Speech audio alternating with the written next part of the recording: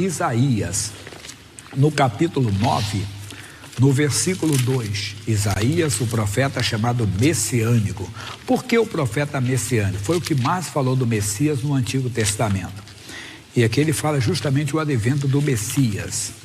Capítulo 9, Isaías, capítulo 9, versículo 2. O povo que andava em trevas viu uma grande luz. Somos nós, que também estávamos em trevas, vivendo trevas. Alguém no álcool, alguém nas drogas, alguém na idolatria, alguém na feitiçaria, alguém numa religiosidade, alguém na incredulidade, alguém no leito de dor, ouviu a palavra de Deus. Alguém trouxe uma palavra de Deus. É como aquela mulher que durante 12 anos sofreu de de uma hemorragia. E ela não gastava tudo que tinha com os médicos, nada aproveitando, ainda pior, mas ouvindo falar de Jesus. Quer dizer, veio a luz para ela. Quando você fala de Jesus, você está iluminando a pessoa. Quando você entrega a palavra de Deus, você está iluminando aquela pessoa está sendo iluminada pelo Senhor. Por quê? Não precisa sair daqui. Nós vamos para o Salmo 119, versículo 105. Salmo 119, versículo 105. Tem alguém a avisar para o rapaz do som que está dando aqui, talvez ninguém falou para ele, tá bom? Salmo 100, agora tirou. Salmo 119, versículo 105. Ele diz: lâmpada para os meus pés é a tua palavra e luz para o meu caminho. A palavra de Deus é a nossa luz. Então, quando alguém ouve a palavra, essa pessoa está sendo iluminada. Quando a pessoa recebe a palavra de Deus, ela está sendo, naquele momento ali, recebendo a luz de Deus. O povo que andava em trevas viu uma grande luz, e sobre os que habitavam na região da sombra de morte, resplandeceu a luz. Isso aqui é profundo. Tem pessoa que está esperando a morte. O câncer é agressivo. Está cada dia pior, a pessoa está esperando a morte. A lesão cardíaca é irreversível, ou renal, ou hepática. Às vezes não é doença, às vezes é o casamento, está realmente acabado. Só está esperando assinar o divórcio. E tem situação que até o divórcio já foi assinado. Mas não podemos esquecer que ele é a ressurreição e a vida. A pessoa tem que ouvir a voz da palavra, ela tem que ouvir o que Deus tem. Muita gente está desta maneira. Esse homem estava desse jeito. Vamos até Marcos capítulo 5. Marcos é o capítulo 5, versículo 21. E passando Jesus outra vez num barco para o outro lado, ajuntou-se a ele uma grande multidão, e ele estava junto do mar. E eis que chegou um dos principais da sinagoga, por nome Jairo, e vendo-o, prostou-se aos seus pés. Eu gosto de citar aqui que o Jairo fez uma coisa muito profunda. Sendo um líder religioso, a sinagoga fazia oposição a Jesus, mas ele deixou de lado todo o preconceito religioso, deixou de lado toda a vaidade. Poderia alguém falar, mas não é o seu Jairo? Não é o príncipe da sinagoga? Ele não quis saber. Ele precisava de buscar. Ele foi buscar Jesus porque ele vai explicar para nós. E diz: e rogava-lhe muito, dizendo: minha filha está moribunda, está à morte. Ela estava à sombra da morte, só esperando a morte chegar. E nesse caso a morte até chegou, mas Jesus a ressuscitou. Mas não vamos chegar agora nesse ponto. Entenda isso. Ele deixou de lado todo o preconceito religioso, toda a vaidade de um príncipe da sinagoga, e buscou Jesus por causa da sua filha. Muito mais. Porque alguém falou de Jesus para ele. Seu Jairo, negócio é sério. Um paralítico andou. Seu Jairo, um cego enxergou. Ah, deve ser tudo combinado. Seu Jairo, é meu vizinho. Eu conheço. É meu parente. Seu Jairo, eu vi com os meus olhos. Um morto ressuscitou. Então o Jairo foi o que? Iluminado por aquele recado, por aquelas informações. E a igreja de Cristo se cala, irmão. A igreja de Cristo não fala. Falamos da política, falamos do futebol, falamos da Copa. Puxa, o Brasil perdeu uma Copa, mas não conseguimos falar de Jesus. Às vezes não sabemos que a pessoa que está diante de nós, ela está na sombra da morte. pensando em loucura, e nós não conseguimos entrar. Tem pessoa que sabe, vamos dizer assim, maquiar ou disfarçar muito, parece que ela não tem problema, ela tem. Nós temos que andar mais no Espírito, nós temos que andar mais ligados com Deus. Por quê? Porque nós recebemos a luz, nós temos a luz. Repito, o Jairo não buscou Jesus de graça, é porque ele tinha ouvido falar das maravilhas do Senhor. Jairo foi iluminado por aquelas informações. Aí diz aqui, eu vou falar mais no outro culto, e rogo-te que venhas, ele impõe as mãos para que sare e viva. E foi com ele, conseguiu levar Jesus até a sua casa. E seguia uma grande multidão que o apertava. E certa mulher que havia 12 anos tinha um fluxo de sangue, e que havia padecido muito com muitos médicos, e despendido tudo quanto tinha, nada lhe aproveitando isso, antes indo a pior, ouvindo falar de Jesus. Depois de 12 anos, Igreja de Cristo, nós não podemos nos calar. Ainda que o mundo tente nos calar, nós não podemos nos calar. Nós temos que ser testemunhas do Evangelho, porque o Senhor falou uma coisa muito forte que me chama a atenção e deve chamar a sua. Mateus capítulo 5, versículo 14. Vós sois o quê? A luz do mundo. Nós temos a palavra de Deus é Deus conosco, a palavra de Deus é a nossa luz. Se andarmos na luz, seremos luz.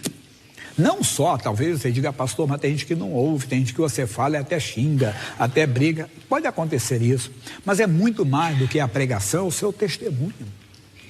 Você iluminado pela palavra, não é uma pessoa, por exemplo, no passado você podia dizer assim, eu não levava desaforo para casa, hoje levo, mas é mais do que isso. Não, porque hoje a sua luta não é contra a carne e sangue, e você passa a ser luz, porque todos conheciam o seu temperamento, o seu jeito de ser, mas hoje estão vendo um homem pacificador, um homem tranquilo, um homem em sentido genérico, homem, mulher, pessoa, uma pessoa mudada. E as pessoas vão ficar ouvindo, já ouviu como fulano mudou? Eu lembro quando a Igreja da Graça chegou em Guadalupe, a minha mãe ia na igreja já, conhecia o missionário desde 77, mas eu não ia ainda. E um amigo nosso, de repente, parou de usar pinga, não bebia mais. Aí o pessoal falou assim, não está sabendo, não, ele está indo lá na igreja, onde era o cinema, era a Igreja da Graça, onde era o Cine em Guadalupe. E aquilo ali, entenda bem, foi uma notícia para todos, e aquilo vai mexendo conosco, porque verdadeiramente, ninguém bebe porque quer, não, ninguém usa drogas porque quer, ninguém se prostitui porque quer. Atrás de toda a normalidade, há um espírito maligno, há uma força diabólica, e a força diabólica só sai quando há luz. As trevas acabam. A ciência diz, não existem trevas. A ciência diz, existe ausência de luz. Não está muito errado, não. Porque quando não tem a palavra de Deus, quando não tem a luz de Deus, as trevas perduram, reinam. Mas quando chega a luz, e nós somos a luz, com a palavra de Deus em nós, daremos um bom testemunho. Veja o que Paulo vai dizer agora aos Efésios, capítulo 5, versículo 8. Eu estou dando um resumo para você de vários cultos, né? Que darei. Capítulo 5 de Efésios, versículo 8. Porque noutro tempo eres trevas, agora sou luz no Senhor. Rapaz, você não vai fazer nada? Não, amigo, a minha luta não é contra a carne e o sangue. O que você está fazendo? Sendo luz para aquela pessoa. Mas todos conheciam o seu temperamento. Você não levava desaforo para casa. Você não aceitava isso. Você era daquele tipo antigo que o pessoal dizia, dou um boi para não entrar numa briga, dou uma boiada para não sair. Hoje não, acabou. Agora você é a luz. Notaram, ele foi provocado. Duvida, no passado ele já mudou. Não é só isso. Como eu falei do amigo, não está bebendo, não? Não, porque ele encontrou, entenda bem, a Igreja da Graça, lá no Cine Guadalupe. Ele agora seguiu, está com Jesus. Eu estava em 1984, foi a primeira igreja como pastor titular, em Franca. E um amigo saiu do Rio de Janeiro, ele era meu vizinho de porta. A esposa dele era enfermeira. Quantas vezes eu enchi a paciência dela para tirar minha pressão? Achar que estava morrendo. Geralmente a depressão vem acompanhada de pânico e de conflito na mente, confusão nos pensamentos. Eu pensava na morte, que eu ia morrer. E quantas vezes eu enchi a paciência deles. Entendo? Aí eu sumi, saí de Guadalupe, fui morar na Taquara, aí quando eu conheci a Cristo verdadeiramente. Depois fui para a Bahia, fiz seminário da igreja e fui para Franca. E um dia eu estou em Franca, eu já contei que eu deixei, sem querer, querendo, já ouviu alguém falar isso? Eu deixei a porta aberta da igreja e fui para a casa que eu ficava. Quando eu voltei, a luz acesa, eu disse, acho que eu esqueci a porta aberta, deve ter roubado até o som da igreja.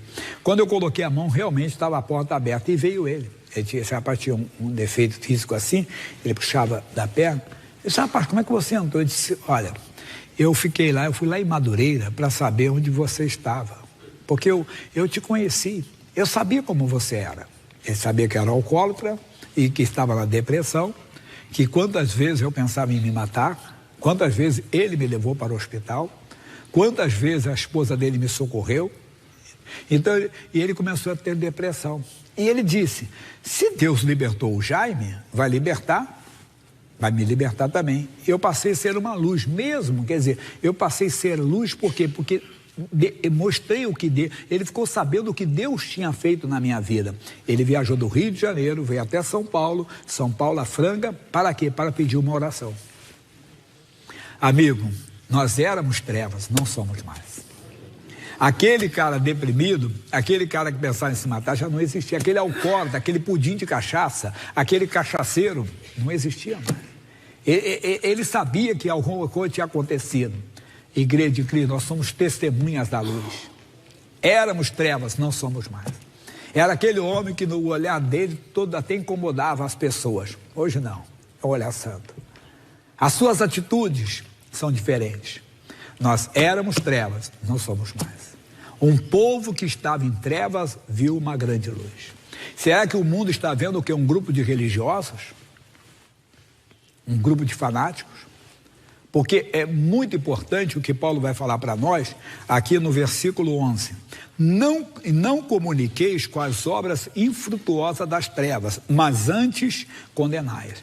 Reparem, não vos comuniquei com as obras. Nós não devemos nos comunicar com a feitiçaria, mas devemos nos comunicar com o feiticeiro. Bom dia, vizinho feiticeiro, colega de trabalho. Não devemos nos comunicar com a prostituição, mas não é com aqueles que se prostituem. Aqueles que se prostituem precisam do nosso amor, precisam do nosso carinho, precisam da nossa segurança. Bom dia, bom dia. Verdade. Mas quantas vezes eu cito aqui, cristão passa perto de uma pessoa porque ela é de uma certa religião ou porque ela tem algumas práticas pecaminosas, bem visíveis, e o cristão passa perto da pessoa, está amarrado, Satanás, sangue de Jesus tem poder. Você está condenando a pessoa? Não, você está ali para iluminar aquela pessoa, entenda? Iluminar aquela pessoa, mostrar que maior é o que está contigo. Igreja, acorda. O povo que estava em trevas viu uma grande luz. E Deus quer fazer isso, pode ter certeza.